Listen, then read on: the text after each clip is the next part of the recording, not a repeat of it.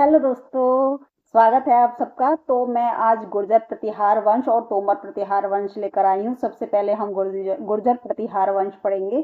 उसके बाद हम प्रतिहार वंश तोमर वंश पढ़ेंगे। ठीक है, चलिए। तो जैसा कि आप इमेज में देख रहे हैं, ये हमारे वीर योद्धा हैं। गुर्जर प्रतिहार वंश के शासक हैं और एक वैभवशाली इतिहास रहा है गुर्जर प्रतिहार वंश का। तो चलिए इसको शॉर्ट लिस्ट में पढ़ लेते हैं। छोटा छोटा और मोटा मोटा, कहते हैं ना, छोटी छोटी मगर मोटी बातें। तो हम गुर्जर वंश के बारे में थोड़ा सा पढ़ेंगे। चलिए, सबसे पहले गुर्जर प्रतिहार वंश के बारे में हम जान लेते हैं, फिर उसके बाद हम तोमर वंश पढ़ेंगे। ऐसे ही थोड़ा थोड़ा करके हम सारी हिस्ट्री कवर कर लेंगे। देखिए, हर्षवर्धन की, देखो हमने कल हर्षवर्धन का इतिहास पढ़ा था कल, यानी पुष्यभूति वंश, जिसमें हर्षवर्धन के पिता प्रभाकर वर्धन ने पुष्यभूति वंश की स्थापना की थी। और 580 से लेके 606 ईस्वी तक वो रहे, फिर 605 तक वो रहे, फिर 605 से लेके 606 तक उसके बड़े बेटे राज्यवर्धन ने शासन किया। फिर 606 से लेके 644 तक इसने हर्षवर्धन ने शासन किया। तो हर्षवर्धन की मृत्यु के बाद कौन सा वंश आया? तो वर्धन वंश के बाद कौन सा वंश आया? गुर्जर प्रतिहार वंश आया। इस गुर्जर प्रतिहार वंश की स्थापना किसने की थी? नागभट्ट आदित्य द्वितीय ने की थी। किसने की थी? नागभट्ट द्वितीय ने की थी। चलिए इसको जान लेते हैं, पढ़ लेते हैं। देखो, वर्धन वंश, सॉरी, हर्षवर्धन की मृत्यु के बाद हरियाणा में अगला वंश कौन सा था? गुर्जर प्रतिहार वंश आया। हरियाणा में गुर्जर प्रतिहार वंश की शुरुआत नागभट्ट द्वितीय ने से मानी जाती है। नागभट्ट द्वितीय ने ही गुर्जर प्रतिहार वंश की नींव रखी थी। और नागभट्ट द्वितीय ने धर्मपाल को पराजित करके हरियाणा प्रदेश पर अधिकार कर लिया था। किसको पराजित किया था उसने? धर्मपाल को पराजित किया था और हरियाणा पर अपना अधिकार जमा लिया था। उसके बाद मिहिर भोज प्रथम 836 ईस्वी से लेके 885 ईस्वी तक यहाँ का राजा रहा, तोमर वंश का। और मिहिर भोज राजा के समय का पेहवा अभिलेख मिला है। किसका क्या मिला है? पेहवा अभिलेख मिला है। मिहिर भोज राजा के समय के काल का एक अभिलेख मिला है, जहां पर घोड़ों का व्यापार केंद्र था।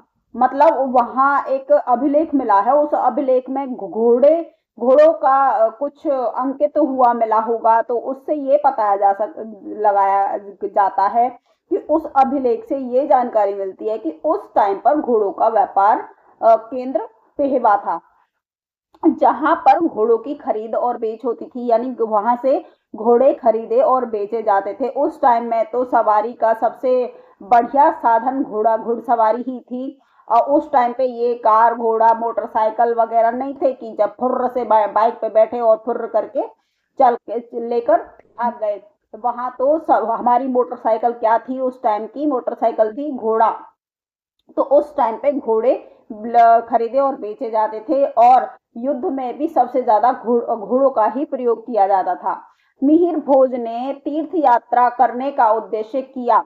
मतलब मिहिर भोज ने जब उसने अपने राजपाट से थोड़ा थक गया था, मतलब युद्धों से थकने के बाद उसका मन था कि वो तीर्थ यात्रा करे और अपने राज्य का पूरा भार अपने पुत्र पर सौंप दिया, जो जिसका नाम क्या था? महेंद्रपाल।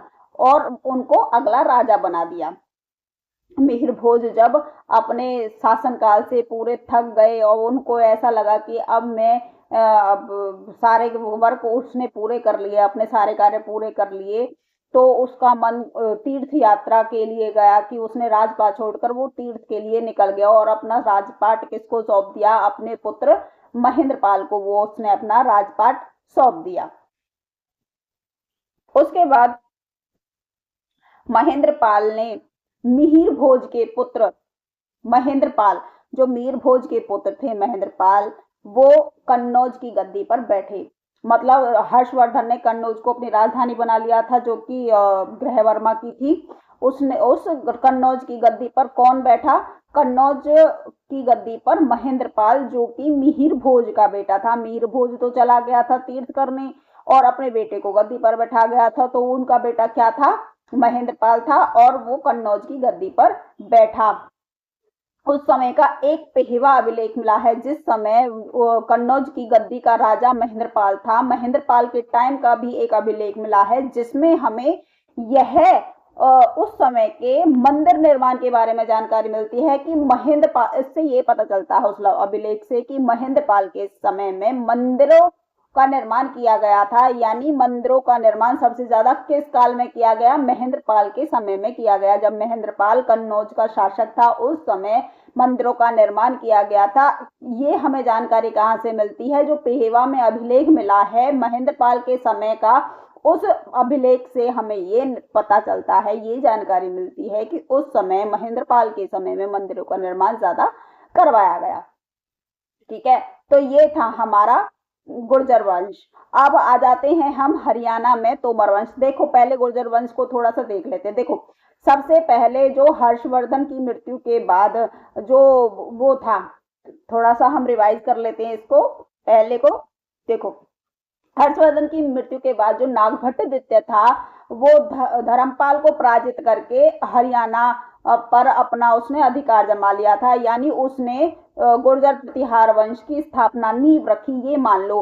उसके बाद फिर जब मिहिर भोज प्रथम 836 ईस्वी से लेकर 885 ईस्वी तक राजा रहा, उस मिहिर भोज के टाइम में पेहवा से जो अभिलेख मिला है उससे ये पता चलता था मिहिर भोज के टाइम पे कि उस अभिलेख से यह पता चला उस टाइम में घोड़ों की खरीद और बेच होती थी। वह एक पेहवा खरीद घोड़ों का व्यापारिक मेन केंद्र था, जहां पर घोड़े बेचे जाते थे और खरीदे जाते थे। ठीक है, उसके बाद जब मिहिर भोज थक गया अपने राजपाट से, वो तीर्थ के लिए जाने लगा, तो उसने अपने बेटे महेंद्रपाल को अपने गद्दी पर बैठा दिया और वो तीर्थ के लिए चला गया। महेंद्रपाल के समय में जब वो कन्नौज पर की गद्दी पर बैठा था महेंद्रपाल, उसके समय में भी एक अभिलेख मिला है उसके समय का। उस अभिलेख में ये पता चलता है कि उस टाइम में यानी महेंद्रपाल के समय में मंदिरों का निर्माण ज्यादा किया गया था। तो पेहवा के अभिलेख से जब महेंद्रपाल कन्नौज का राजा था तो उस टाइम के जो अभिलेख हैं उससे यह पता चलता है कि वहां मंदिरों का निर्माण किया गया था। ये क्लियर हो गया। चलिए अब हम तोमर वंश पर आते हैं। देखो शॉर्ट में हम बता देते, पहले मिहिर भोज कन्नौज का राजा था। कब से कब तक रहा? 836 से लेकर 885 तक वो रहा राजा। ठीक है, सबसे पहले क्या था? देखो जो नागभट्ट द्वितीय है उसने तोमर उसकी गुर्जर वंश की नींव रखी। उसके बाद उसने धर्मपाल को पराजित करके हरियाणा प्रदेश पर अधिकार कर लिया। उसके बाद मिहिर भोज 836 से लेकर 885 तक राजा रहा। उसके टाइम का एक अभिलेख मिला है पेहवा में। उस अभिलेख से ये पता चलता है वहां खरीदो घोड़ों की खरीदारी और घोड़े खरीदे और बेचे जाते थे। उसके बाद जब वो अपने राजपाट से उब गया, वो तीर्थ के लिए गया, तो अपने बेटे महेंद्रपाल को उसने गद्दी पर बैठा दिया। और जब महेंद्रपाल गद्दी पर बैठा था उसके समय का जो अभिलेख मिला है उससे ये पता चलता है कि उसके टाइम में मंदिरों का निर्माण किया जाता था। ठीक है, किया गया था। तो ये छोटी सी जानकारी गुर्जर प्रतिहार वंश की थी। अब हम हरियाणा में तोमर वंश पढ़ेंगे। ठीक है, क्या पढ़ेंगे? हरियाणा का तोमर वंश पढ़ेंगे। आई होप आप लोगों को ये रट गया होगा, पक्का हो गया होगा। गुर्जर प्रतिहार वंश पहले हर्षवर्धन के बाद नागभट्ट द्वितीय ने तो गुर्जर वंश की नींव रखी। फिर उसने उसको हराया और मिहिर भोज 836 से ले में राजा बना। उसके बाद उस जो वो अपने शासन से उब गया, उसके अपने बेटे को शासन पर बैठाकर वो तीर्थ के लिए चला गया। महेंद्रपाल के समय में मंदिरों का निर्माण किया गया था और मिहिर भोज के समय में क्या किया गया था? घोड़ों का की खरीदारी और बेचे जाते थे घोड़े। ठीक है, चलो ये छोटे छोटे पॉइंट हो गए। अब हम हरियाणा में तोमर वंश पढ़ेंगे। क्या पढ़ेंगे? हरियाणा में तोमर वंश पढ़ेंगे। हरियाणा पर जब मोहम्मद गजनवी ने आक्रमण किया तो उस समय हरियाणा में तोमर वंश था। कौन सा वंश था? देखो पृथ्वीराज चौहान बाद में आएगा, पहले तोमर वंश पढ़ लेते हैं। चौहान वंश बाद में आएगा। सबसे पहले जब मोहम्मद गजनवी ने हरियाणा पर आक्रमण किया तो उस समय तोमर वंश था। मोहम्मद गजनवी ने हरियाणा पर 2 बार आक्रमण किया। कितनी बार आक्रमण किया? 2 बार आक्रमण किया। पहली बार 1009 ईस्वी में वह असफल रहा और दूसरी बार 6 वर्ष बाद वो जब तैयारी करके आया 1014 ईस्वी में वह सफल रहा। वो अच्छी सी तैयारी करके आया था तो वह सफल हो गया। पहले 1009 में उसने हरियाणा पर आक्रमण किया तो भाग गया, मतलब हार गया। और जब वो 6 वर्ष बाद अच्छी सी तैयारी करके आया तो 114 ईस्वी में वह सफल हो गया।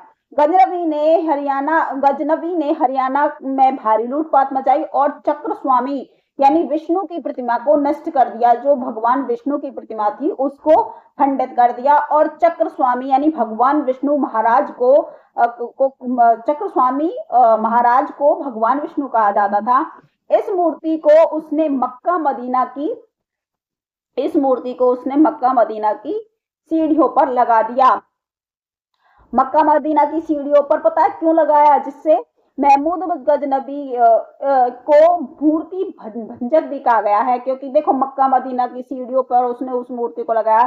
सब लोग उस मूर्ति का अपमान करते हुए जाने लगे। और देखो जब सीढ़ियों पर लगाएंगे तो सीढ़ियों उस पर चढ़ के भी जाएगा, है ना, सीढ़ियों पर तो चढ़ के ही जाते हैं। तो मोहम्मद गोरी ने उस मूर्ति को कहाँ लगा दिया? मक्का मदीना की सीढ़ियों पर लगा दिया और लोग उस पर चढ़कर मक्का मदीना जाने लगे। इसीलिए मोहम्मद गजनबी को मूर्ति भंजक भी कहा जाता है, यानी उसका अपमान करने वाला भी कहा जाता है। मोहम्मद गजनबी की मृत्यु के बाद उसके भतीजे मसूद ने हरियाणा पर आक्रमण किया। जब मोहम्मद गोरी की मृत्यु हो गई तो मोहम्मद गजनबी की जब मृत्यु हुई उसके भतीजे मसूद ने हरियाणा पर आक्रमण किया।